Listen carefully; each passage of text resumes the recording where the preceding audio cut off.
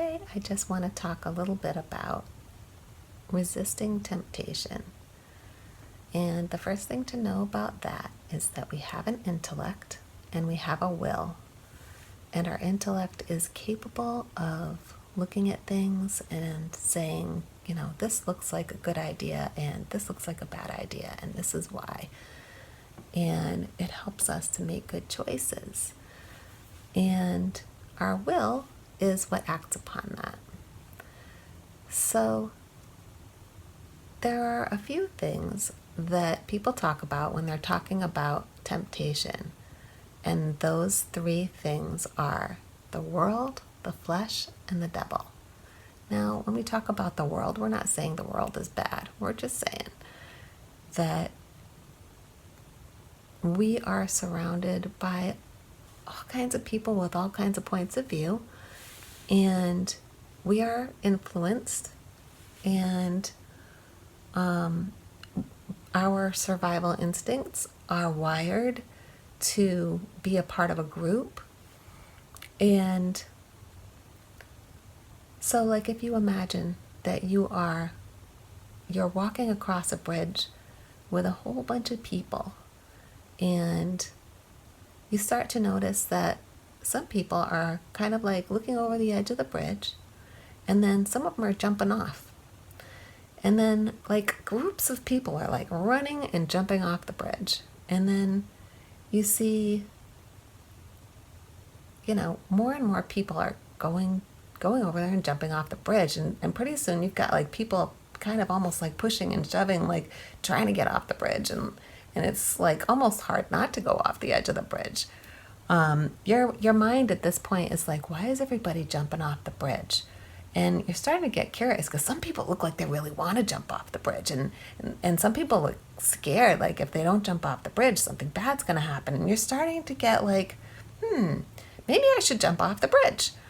And, you might even just at some point just panic and jump off the bridge. So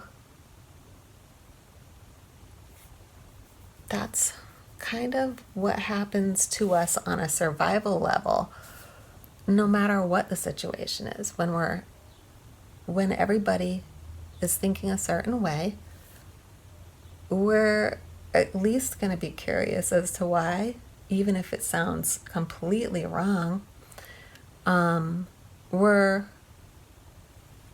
We might even kind of want to agree with people because we don't want to be alone. Even is scary. Survival wise, we don't like that. So that's the world aspect. The flesh is pretty obvious. We have impulses, and those impulses come up, and our intellect will be telling us one thing, and our impulses will be telling us another thing, like, yes, have a third donut, whatever it is. In all of these situations, we want our intellect to be able to make the choice, but it's not always easy to do. And these other survival-based instincts, like being with the group or just satisfying the reward centers of our brain with the right, with sweet food or whatever it is, like any kind of an impulse. Those impulses are very powerful, and they will make us want to agree with them. They will be so powerful that in order to avoid the loss of the pleasure or the, discomfort or whatever it is, our intellect will start to consider other things and start to rationalize. And that's where there's the problem. As soon as you know that, like, you actually know something, but your brain is starting to consider things that it knows are not true, but looking for a way to kind of come up with a reason to make it okay that it's not true. That's where we start to get into trouble. So we end up allowing our kind of lower lower level instincts for survival to override our higher level instincts for survival and beyond survival, things that go beyond survival.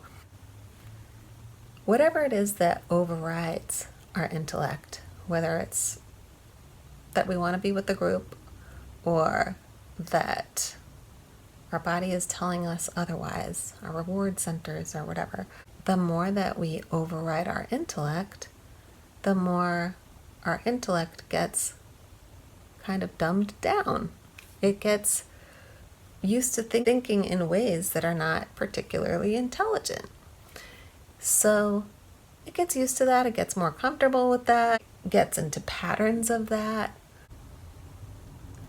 Sometimes we get into such a pattern of following the bodily impulses instead of the intellect that the intellect can get to a point where it just looks like it just feels like it's watching and like watching the train wreck come while the body just follows the impulse. Our will is in a habit of being subjected not to the intellect but to the bodily impulses and to patterns of behavior that we have done so much that are completely driven by our reward centers, our fear of pain and loss of pleasure, and we're robots watching ourselves do something that we don't really want to do.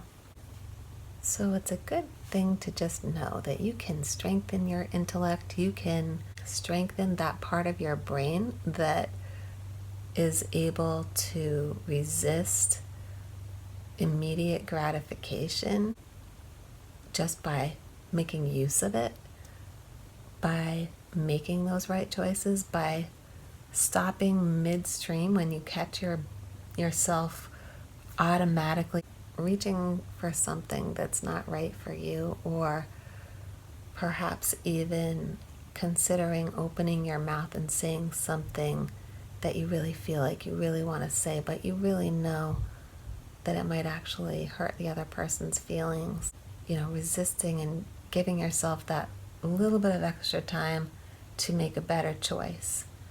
Each time you do that, just give yourself kudos for that, because you're doing something good for your brain and for your ability to make good choices. So anyway, the diabolic is able to influence our emotions, our imagination. There's some place in the Bible where it says, in patience and in waiting is your strength, I think is what it says. It doesn't matter if it's the world, the flesh, or the devil.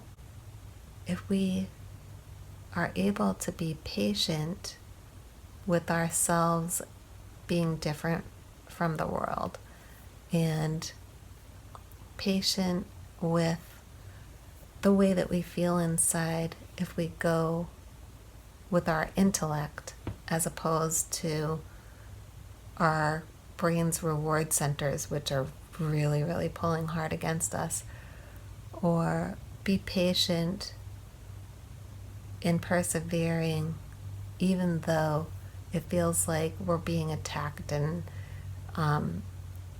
by whatever it is, whether it's little things or big things that are coming against us. In addition to our intellect, we also have the ability to remain calm and to be patient. I think that's pretty much what I have to say about that for today. So hopefully that'll be helpful to you. If you have any questions, please write them in the comments below.